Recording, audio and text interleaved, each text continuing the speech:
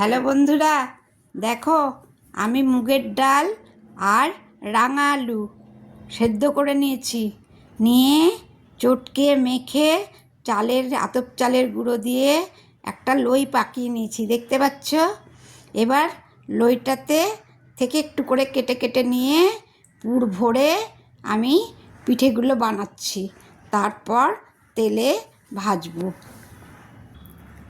দেখো বন্ধুরা, আমি লই কেটে নিলাম, দিয়ে এরম করে গোল করে নেব। গোল করে এটাকে একটা বাটির মতো করে নেব, দেখেছ? বাটির মতো করে নিয়ে আমি তিলের পুর দিচ্ছি। হ্যাঁ, এটা দিলে বেশি সুন্দর লাগে নারকেলের থেকে। দেখো দিয়ে দেখো মুড়িয়ে দিচ্ছি।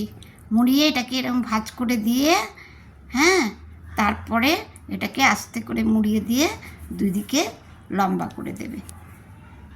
দেখো আমার পিঠেগুলো কত সুন্দর হয়েছে। এবার যখন ভাজবো তখন তোমাদের দেখাবো। দেখো বন্ধুরা, আমি পিঠেগুলো ছেড়ে দিয়েছি কড়াইয়ে, দেখেছ? ভাজা হচ্ছে।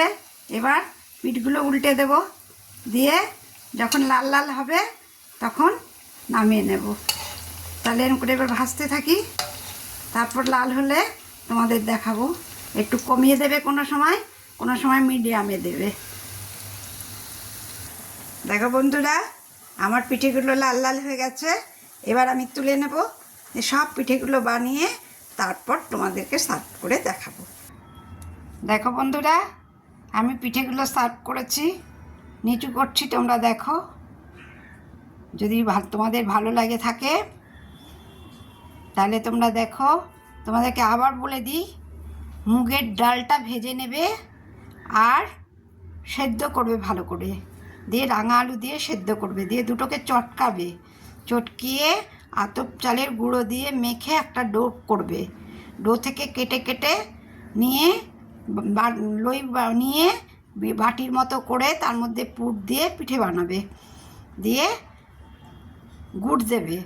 আর যখন মুগের ডালটা আর রাঙা আলুটা সেদ্ধ করবে, ওর মধ্যে মৌরি বাটা দেবে, আদা বাটা দেবে, লঙ্কা বাটা দেবে, আর গুড় দেবে।